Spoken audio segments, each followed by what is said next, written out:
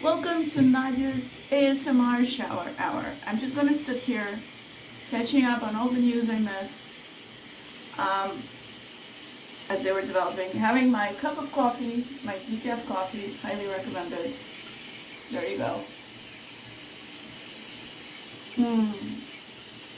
And just gonna slide into the day. Slide into the day with me. I might make some comments, maybe I won't. We'll see.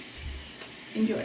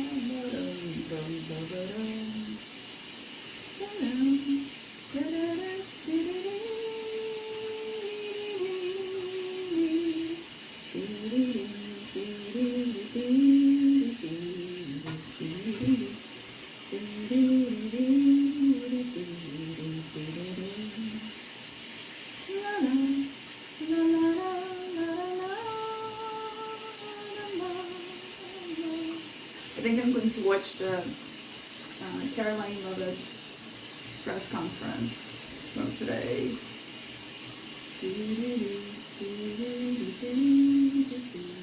Let's see what happens. But because of the Biden administration's lack of urgency, they ended up spending 9 months in space. Joe Biden's lack of courage to act boldly and decisively was a big reason why Bush and Sonny did not make it back until yesterday. But President Trump doesn't waste time. Immediately after taking office, President Trump directed Elon Musk and SpaceX to rescue these great astronauts alongside NASA. The president also called the acting administrator of NASA, told her to bring astronauts home as soon as possible. And acting administrators... Okay, the astronauts came back, I think, with the help of Elon Musk. Yay! They're not being stuck in outer space anymore. I wonder what it's like. What do you think it's like? I don't know. It's either really fantastic or really awful, or probably both at the same time. I mean, being stuck in this thing that keeps orbiting the Earth, and you can look at the Earth, but you can't go down. There must be some element of maybe claustrophobia from not being able to go down when you want. It's one thing if you can go up and down, and it's another if you're just stuck there, and you don't know for how long. They didn't know how long they were going to be stuck there. And now they're back home. Yay! Per President Trump's direction, NASA and SpaceX worked diligently to pull the schedule a month earlier. The president looks forward to welcoming Bush and Sonny to the Oval Office where they are recovered. This historic mission brings new meaning to President Trump's promise to always look out for the forgotten man and woman. On another important matter, yesterday, President Trump and President Truman spoke about the need for peace and a ceasefire in the Ukraine war.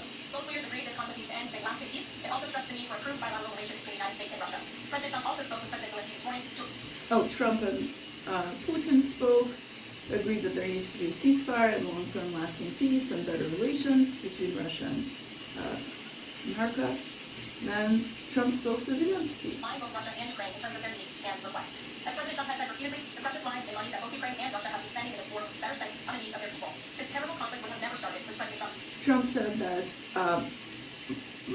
aid money and money in general would be better off spent on helping the lives of people in both countries. But he's determined to end it once and for all. President Trump also promised maximum transparency and a commitment to rebuild the trust of the American people in our intelligence community. Part of that promise was to fully release previously classified records related to the assassination of former President John F. Kennedy, and he made that happen yesterday. This historic release consisted of approximately 80,000 pages of previously classified records that are now published. 80,000 pages got released yesterday of classified information on the JFK assassination. 80,000 documents. I already watched last night someone's show about it using AI. They just asked Deep Search AI to a research AI. I think ChatGPT has a research function. I think it's $200 a month, and it does pretty good analysis. So they just asked it to go to the website, pull the documents, and come up with kind of main takeaways. But it didn't do such a great job, actually. I don't know, I feel like 80,000 documents. I don't know. Could the AI do that? Was the AI being skewed by the nature of the question being asked? Is there some algorithm running in it to present information only in a certain way. I don't know. The records are available to access either online at archives.gov/JFK or in person, accessible to the American people at the National Archives in College Park, Maryland. Records that are currently only available for in-person viewing are being digitized and will be uploaded in the coming days. On another note, positive economic data continues to pour in, showing the immediate impact of President Trump's pro-growth agenda. After suffering a steep decline in the final year of the Biden administration, the manufacturing sector came roaring back in February. Industrial... Oh my goodness, now they're talking about economics, and I just remember the eggs. There are never any eggs by the end of the night at Trader Joe's, and there's still that sign, 1 carton of eggs per customer, which the first time I saw it, I was like, wow, we're back in the Soviet Union. And I actually made a video recording when I was in Cambridge, but something got messed up, and I don't have it. Like, it was recording, but it wasn't recording, it was misplaced on the phone. Very sad. It was a great video, I'm telling you.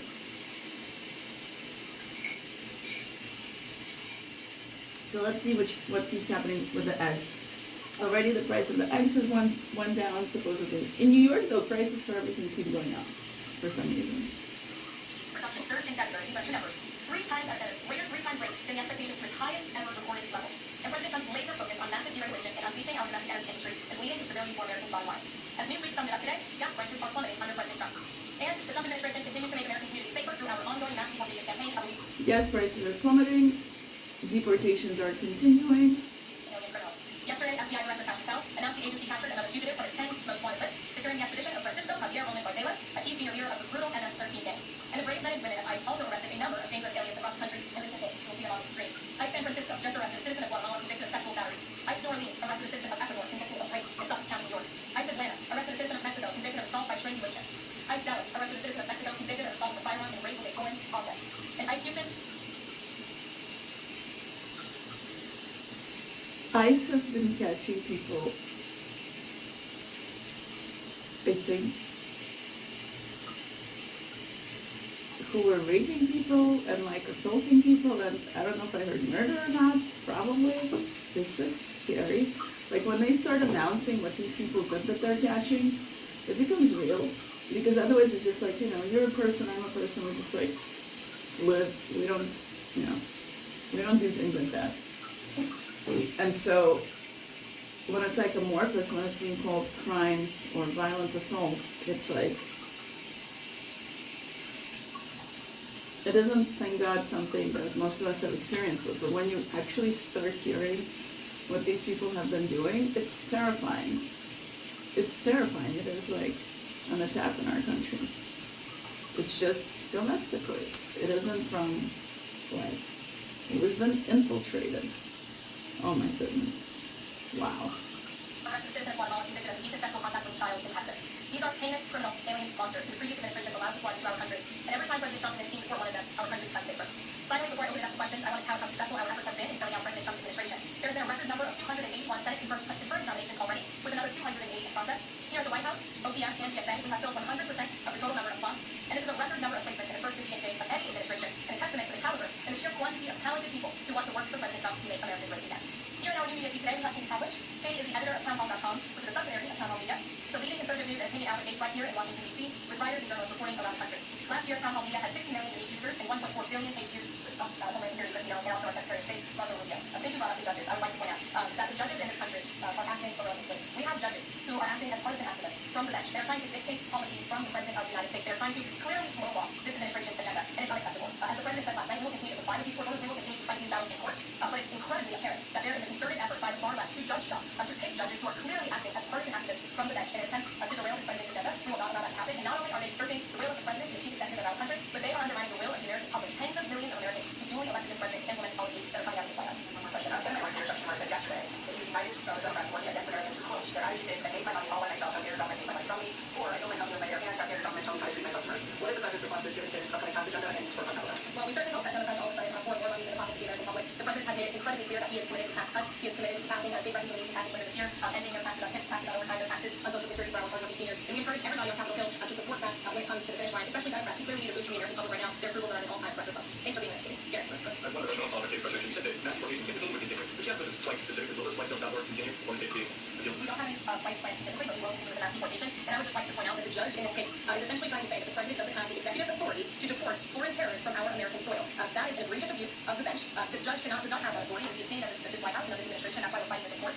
And it's very, very clear that this is an activist judge who is trying to usurp the president's authority. Under the Alien Act, the president has these powers, and that's why this working campaign continues. And this judge, Judge Roseberg, is a Democrat activist. He was appointed by Barack Obama. His wife has donated more than $10,000 to Democrats. He has consistently shown his disdain for this president's policies and his unacceptable. Sort of want to go about the idea of these people appointed, but originally appointed by George Bush and then elevated by Barack Obama. Just Well, let me just say something about that. Here, 67% of all of the injunctions in this century have come against which president? Donald J. Trump. Let me say that again. 60% of the injunctions by partisan activists in the judicial branch have come against President Donald Trump, and 92% of those have been from Democrat-appointed judges. This is a clear concerted effort by leftists who don't like this president and are trying to impose or slow down his agenda. So, given that, do you think it's a good use of Congress's time and the president's political capital to try to impeach him or that we're going to take 67 votes here unlikely to get time? Well, look, the president has made it clear that he believes the judge in this case should be impeached, and he has also made it clear that he has great respect for Chief Justice John Roberts, and